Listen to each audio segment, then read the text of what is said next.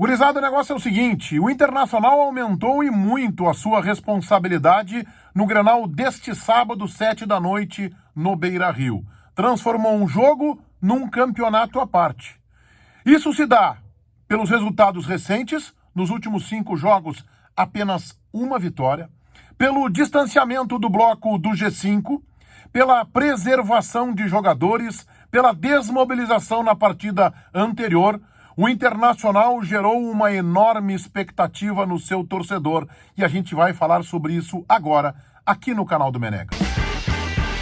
É óbvio que o Internacional não tem uma necessidade de vitória como tem o Grêmio, que está numa situação desesperadora no Z4, na parte de baixo da tabela, muito mais que ameaçado, andando de mãos dadas com o rebaixamento. O Inter não.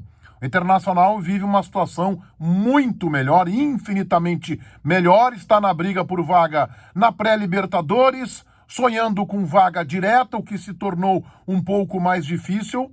Mas o Internacional gerou uma expectativa no seu torcedor para este clássico, a partir da sua desmobilização no jogo contra o São Paulo, preservação de jogadores e dá a entender que o seu grande objetivo agora é contribuir para que o rival jogue a Série B no próximo ano. Nos últimos 5 jogos, o Internacional tem apenas uma vitória contra o América Mineiro no Beira-Rio por 3-1. Depois, perdeu para o Palmeiras 1-0 fora, empatou com o Bragantino em casa em 1-1, empatou com o Corinthians também no Beira-Rio 2-2 e no último domingo, desmobilizado, com foco já no Grenal, perdeu para o São Paulo por 1-0.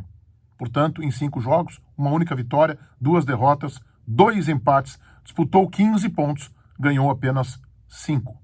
É um aproveitamento insuficiente para quem quer tentar chegar em vaga direta à Libertadores, que é uma obrigação mínima do Internacional nesta temporada. O 5º colocado é o Fortaleza. Embora tenha perdido, tem 48 pontos, está 7 pontos à frente do Internacional. 48 Fortaleza. O Corinthians já se distanciou um pouquinho, 44. O Inter é o 7º com 41 pontos ganhos. Um aproveitamento baixo de 47,1%. Eu sei, o Internacional vive uma situação muito mais tranquila do que o rival Grêmio. Mas talvez este excesso de tranquilidade que eu venho observando, ele parte das manifestações dos dirigentes. O Emílio Papaléuzinho, por exemplo, que é o comandante do futebol, que veste a braçadeira de vice-presidente de futebol do clube. Ele se diz confortável. Poucas equipes têm uma situação como esta do Internacional. A 6ª, agora 7ª colocação. Sim, poucas equipes, apenas uma. Um é 7º, um é 6º, um é 5º e por aí vai. Se ele quis alfinetar o rival Grêmio, eu digo que é desnecessário, não precisa neste momento. Ainda que o diretor de futebol do Grêmio, Sérgio Vázquez, tenha dito na semana passada, como eu disse, eu fiz um vídeo aqui no meu canal, dizendo que o Sérgio Vázquez coube a ele o pontapé inicial do Clássico Grenal, quando ele disse que há clubes muito pertos aqui, né, do Grêmio, da Arena, é óbvio que é uma referência ao Internacional, que embora vivem uma boa situação, é um grupo formado por jogadores que não estão acostumados a levantar taça. Ou seja, o diretor de futebol do Grêmio chamou os jogadores do Internacional de perdedores. Na essência, ele está certo. Esse grupo com o Inter não ganhou nada, e se nós olharmos individualmente, esses jogadores têm biografias de poucas conquistas.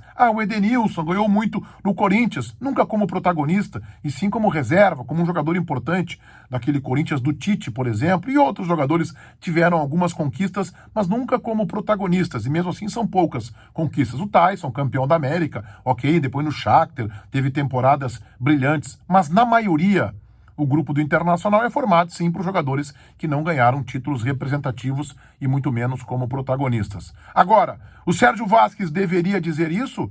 Esta resposta não cabe a mim nem a você. Cabe aos jogadores do Internacional. Vamos ver como eles assimilarão isso, como o Internacional vai utilizar isso. Isso define o vencedor do Grenal? É claro que não. Isso é um ingrediente a mais da nossa dicotomia permanente. O fato é que, pela decisão de ter se desmobilizado para o jogo contra o São Paulo, preservando o Tyson, O Moisés a gente não sabe, porque a assessoria de imprensa do Internacional no sábado emitiu uma nota dizendo que ele pararia por 2 semanas. No domingo à noite, o Aguirre cogitou escalar o Moisés. E se o Moisés não jogar, o Aguirre tem um problema gigante, enorme.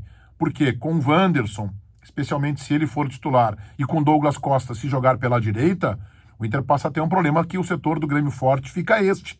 E o menino Paulo Vitor já deu sinais de que tem dificuldades na marcação. Então o Moisés está cogitado para jogar. Seria lamentável que a assessoria de imprensa do Internacional se utilizasse da ausência da reportagem no dia a dia do clube, em função da pandemia e de tudo mais que cerca este momento que o mundo vive de calamidade, para passar uma informação completamente equivocada. Acho que não fariam isso. O Yuri Alberto, eu tenho de um dirigente do alto escalão do clube que realmente sentiu no aquecimento, não treinou, sentiu a pancada no tornozelo na quinta, não treinou sexta, não treinou sábado, e aí mesmo assim viajou. Esta é uma curiosidade. Se não faz 2 treinamentos, se o Inter quer preservar, aí viaja um jogador que está pendurado e que não tem substituto, eu estou passando a informação que o dirigente me passou. Eu não confio 100% nela. É difícil, mas ele me disse que ele sentiu que ele ia jogar e sentiu no aquecimento. O Tyson de fora, o Inter deu sinais de uma preservação intensa, forte, mobilização total no clássico, talvez por 2 motivos. O Inter vem tendo um retrospecto nos últimos 2 anos e meio muito ruim esse retrospecto em Grenais. Ganhou o de janeiro, que foi um Grenal importante, aquele da virada, lembram? Abel Hernandes, gol de pênalti do Edenilson, aos 44, 46 minutos, pelo Campeonato Brasileiro no Beira-Rio, 2-1. Ganhou aquele, foi um Grenal importante, mas depois perdeu o Campeonato Gaúcho, empatou o último do Campeonato Brasileiro. No retrospecto dos últimos 3 anos, o Inter é amplamente desfavorável. O Grêmio tem uma vantagem, esse é um ponto. O segundo ponto, o Inter sabe que vencendo o Grenal tira do Grêmio uma possibilidade de reação na competição. O Grêmio vence, o Grenal pode se reagrupar, se encorpar. O jogo, embora tenha a validade de 3 pontos na tabela, tem um significado, uma simbologia gigante, muito maior que isso. Então o Internacional transformou este Grenal num campeonato à parte. E isso aumentou a sua responsabilidade e a expectativa que ele próprio Inter gera no seu torcedor. O empate antes poderia servir para o Grêmio. Vamos ver o jogo do Grêmio com o Atlético Mineiro. Não é uma tendência de que o Grêmio pontue em Minas Gerais. Se o Grêmio pontuar lá, pode até se contentar com um empate no Grenal. Mas é um dos jogos em que o Grêmio tem a oportunidade, pelo clássico, pela rivalidade, sempre se mobiliza mais para somar 3 pontos. Está difícil para o Grêmio somar 3 pontos. O Grêmio também vem de um retrospecto ruim nos últimos 5 jogos, apenas 1 vitória e 4 derrotas. Então o Grêmio também está precisando de uma recuperação muito maior que o Internacional, vive uma situação de calamidade. Mas o torcedor do Internacional não irá desculpar a sua direção, comissão técnica e jogadores se o Internacional tropeçar, perder o clássico e permitir ao Grêmio uma reação na tabela do Campeonato Brasileiro. Mais do que isso, pela situação que o Inter se encontra em 7º, já distante 7 pontos do primeiro no G5, que é o Fortaleza, o Inter precisa da vitória para seguir nesta briga, ou de pré ou de vaga direta na Libertadores da América. Se inscrevam no meu canal, ativem as notificações, gostando dos meus vídeos, valendo o like. Feitoria gurizada. Vai, um abraço.